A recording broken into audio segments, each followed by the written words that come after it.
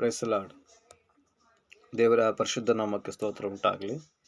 ಈ ಸಂಜೆ ಒಂದು ಚಿಕ್ಕ ಸಂದೇಶದೊಟ್ಟಿಗೆ ನಾನು ನಿಮ್ಮೊಂದಿಗೆ ಬರಲಿಕ್ಕೆ ನಾನು ಇಷ್ಟಪಡ್ತಾ ಇದ್ದೀನಿ.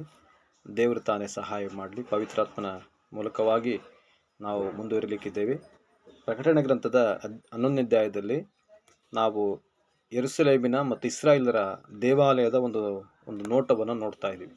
ಅದರ ಒಂದು ಚಿಕ್ಕ ಭಾಗ. ಯಾರು ದೇವರ ಆಲಯವನ್ನು ಕಟ್ಟಿದ್ರು, ಎಷ್ಟು ವರ್ಷಗಳಲ್ಲಿ ಕಟ್ಟಲ್ಪಡ್ತು, ಅದು ಹೇಗೆ ಬಿದ್ದು ಹೋಯಿತು ಎಂಬುದಾಗಿ ನಾವು ಸ್ವಲ್ಪ ನೋಡೋಣ.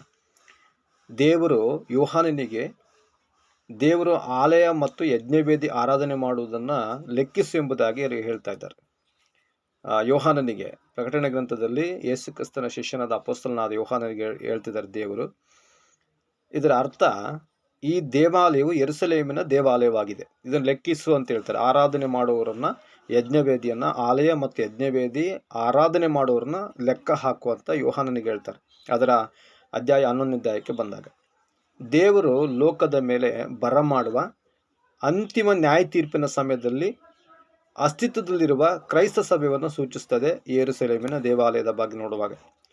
ಮೊದಲನೇದಾಗಿ ಸೊಲೊಮೋನನು ಈ ಒಂದು ಆಲಯವನ್ನು ಕಟ್ತಾನೆ. ಎರಡನೇದು ಜೆರುಬ್ಬಾಬೆಲನು ಕಟ್ಟುವಂಥ ಆಲಯವನ್ನು ನೋಡ್ತೀವಿ.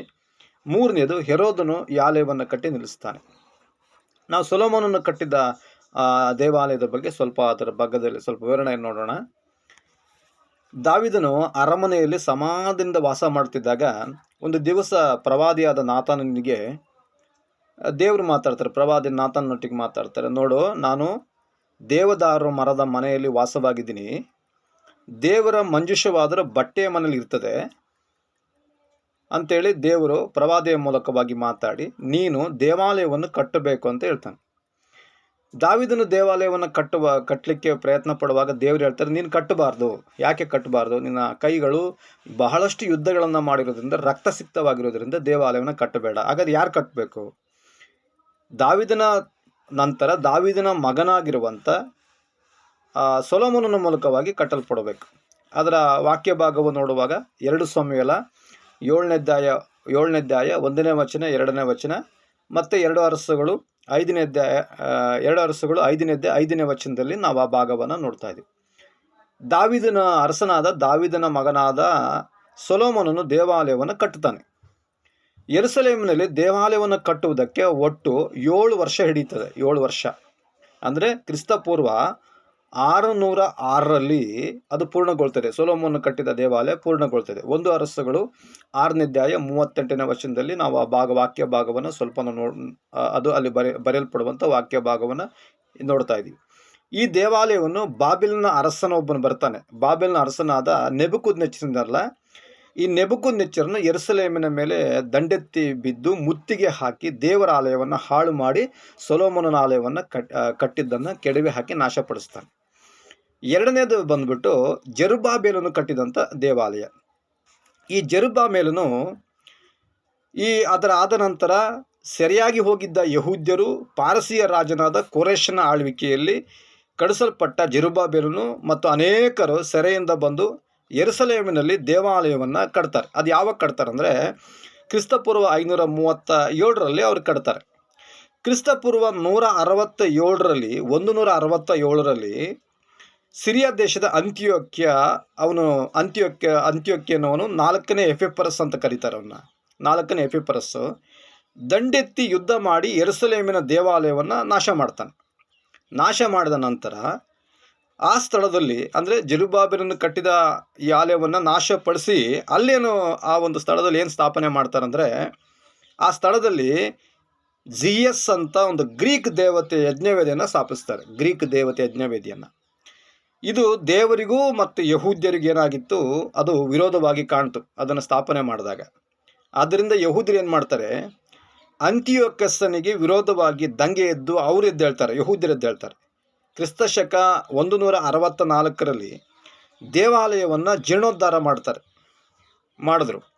ಅದಾದ ನಂತರ ಮೆಕ್ಕಬಿಯನ್ನರು ಅಂತ ಬರ್ತಾರೆ, ಕೆಲವೊಂದು ಗುಂಪು ಮೆಕ್ಕಬಿನ್ನರು ಅಂತ ಒಂದು ಯಹೂದ್ಯರನ್ನು ಸಿರಿಯನ್ನರ ಅಧಿಕಾರದಿಂದ ಬಿಡುಗಡೆ ಮಾಡಿ ಯಹೂದಿ ರಾಜ್ಯವನ್ನು ಸ್ಥಾಪಿಸಿ ತಾವೇ ಅರಸರಾಗ್ತಾರೆ. ಯಾರು? ಮೆಕ್ಕಬಿಯರು. ಇದು ಯಾವಾಗ? ಜೆರುಬ್ಬಾಬೆಲನ ದೇವಾಲಯವನ್ನು ಕಟ್ಟಿ ಕೆಡವಿ ಅಲ್ಲಿ ಬಂದಂಥ ಒಂದು ಘಟನೆಗಳು. ಮೂರನೇದಾಗಿ ಹೆರೋದನ ದೇವಾಲಯವನ್ನು ನೋಡುವಾಗ ರೋಮ್ ಚಕ್ರವರ್ತಿ, ರೋಮ್ ಪ್ರತಿನಿಧಿಯಾದಂಥ ಹೆರೋದನು ದೇವಾಲಯವನ್ನು ತಿರುಗಿ ಕಟ್ಟುವುದಕ್ಕೆ ವಿಸ್ತರಣೆ ಮಾಡ್ತಾನೆ. ರೋಮ್ನಿಂದ ಅನುಮತಿ ಪಡೆದು ಕ್ರಿಸ್ತಪೂರ್ವ 20ರಲ್ಲಿ ಈ ಈ ಒಂದು ಯೆರೂಸಲೇಮಿನ ಕಟ್ಟಡದ ಹೆಚ್ಚಿನ ಭಾಗ ಕೆಲಸ 1.5 ವರ್ಷದಲ್ಲಿ ಸಂಪೂರ್ಣಗೊಳ್ತದೆ. ದೇವಾಲಯದ ಕಟ್ಟಡದ ಕೆಲಸ ಸುಮಾರು 40ರಿಂದ 50 ವರ್ಷದವರೆಗೂ, ಅಂದರೆ ಯೇಸುಕ್ರಿಸ್ತನು ಈ ಸೇವೆ ಮಾಡುವ ಕಾಲದವರೆಗೂ ಮುಂದುವರೆದಿತ್ತೆಂಬುದಾಗಿ ಕೆಲವು ವಾಕ್ಯ ಭಾಗದಲ್ಲಿ ನಾವು ಯೋಹಾನ ಬರೆದ ಸುವಾರ್ತೆ 2:20ರಲ್ಲಿ ಅಲ್ಲಿ ಎಷ್ಟು ವರ್ಷ ಬಿತ್ತು ಅಂತೇಳಿ ನಾವು ನೋಡ್ತಾ ಇದ್ದೀವಿ. ಇದನ್ನು 4 ಮೂಲೆಗಳಿರುವ ಮಹಾವೇದಿಕೆಯ ಮೇಲೆ ಒಂದು ಕಟ್ಟಲ್ಪಡ್ತದೆ ಈ ಆಲಯ, ಅಂದರೆ ಹೆರೋದನು ಕಟ್ಟುವಂಥ ದೇವಾಲಯ. ಇದರ ತಳಹದಿ ಬಂದ್ಬಿಟ್ಟು ಸುತ್ತಲೂ ಇರುವಂಥ ಸುತ್ತ ಹೆಚ್ಚು ಕಡಿಮೆ 1 ಮೈಲಿನಷ್ಟಿರ್ತದೆ. ಅದು 1 ಮೈಲಿನಷ್ಟಿರ್ತದೆ. ದೊಡ್ಡ ದೊಡ್ಡ ಕಲ್ಲುಗಳು 40 ಅಡಿ ಉದ್ದ, 6 ಅಡಿ ಎತ್ತರವಾಗಿರ್ತವೆ. ಅಂಥ ಕಲ್ಲುಗಳಿಂದ ಯೆರೂಸಲೇಮ್ ದೇವಾಲಯದಲ್ಲಿ ಕಟ್ಟಲ್ಪಡೋದನ್ನು ನಾವಲ್ಲಿ ನೋಡ್ತಾ ಇದ್ದೀವಿ. ಈ ಉಳಿದಿರುವ ಅವಶೇಷಗಳು ಒಂದು ಗೋಡೆ ಮಾತ್ರ ಈಗಿದೆ. ಯೆರೂಸಲೇಮ್ನಲ್ಲಿ ಒಂದು ಗೋಡೆ ಮಾತ್ರ ಇದೆ. ಈ ಗೋಡೆಯನ್ನು ಈಗ ಏನಂತ ಕರೀತಾರೆ ಅಂದರೆ ಅಳುವ ಗೋಡೆ ಅಂತ ಕರೀತಾರೆ. ಈಗಿರುವಂಥ ಪ್ರೆಸೆಂಟ್ ನಾನು ಮಾತಾಡ್ತಾ ಇದ್ದೀನಿ. ಇರಾಕು ಮತ್ತು ಯೆರೂಸಲೇಮಿಗೆ ಯುದ್ಧಗಳು ನಡೀತಾ ಇದೆ ನೋಡ್ರಿ. ಈಗ ಯುದ್ಧಗಳು ನಡೀತಾ ಇದೆ. ಇರಾಕ್ ಅವ್ರು ಹೇಳ್ತಾರೆ ಇದು ನಮ್ಮ ಸ್ಥಳ ಅಂತ ಹೇಳ್ತಿದ್ದಾರೆ. ಅದಕ್ಕೋಸ್ಕರ ಏನಾಗ್ತಿದೆ ಅಂತಂದರೆ ಇದು ನಮ್ಮದು ಅಂತ ಯುದ್ಧ ನಡೀತಿದೆ ಈಗ. ಹಾಗೆ ಅಥವಾ ಏನು ಕೊಡ್ತಾರೆ ಅಂದರೆ ಇದನ್ನು ಅಳುವ ಗೋಡೆ ಅಥವಾ ಪಶ್ಚಿಮ ಗೋಡೆ ಅಂತ ಕರೀತಾರೆ. ಈಗಲೂ ಅನೇಕ ಯಹೂದ್ಯರು ಏನು ಮಾಡ್ತಾರೆ ಅಂದರೆ ಆ ಗೋಡೆಯ ಬಳಿ ನಿಂತು ಪ್ರಾರ್ಥನೆ ಮಾಡ್ತಾ ಇರ್ತಾರೆ. ಇದನ್ನು ಮಾಡ್ತಿರುವಂಥ ಈ ಸಂದರ್ಭ ಈಗಿರುವಂಥ ಪ್ರೆಸೆಂಟ್ ನಿಮಗೆ ನಾನು ಈ ವಾಕ್ಯ ಭಾಗಗಳನ್ನು ಮಾತಾಡ್ತಾ ಇದ್ದೀನಿ. ಹೆರೋದನಿದನಲ್ಲ, ಈ ದೇವಾಲಯ ಅಸ್ತಿತ್ವದಿದ್ದ ಕಾಲದಲ್ಲಿ ರೋಮನರು ಯೆರೂಸಲೇಮು ಮತ್ತು ಯಹೂದವನ್ನು ಅಧೀನದಲ್ಲಿಟ್ಟುಕೊಂಡಿದ್ದರು. ರೋಮನರು ಯೆರೂಸಲೇಮನ್ನು, ಯಹೂದವನ್ನು ಏನು ಮಾಡಿದ್ರು, ತನ್ನ ಹ್ಯಾಂಡ್ ಓವರಲ್ಲಿ ಇಟ್ಕೊಂಡಿದ್ರು. ಯಾರೋ ರೋಮನರು.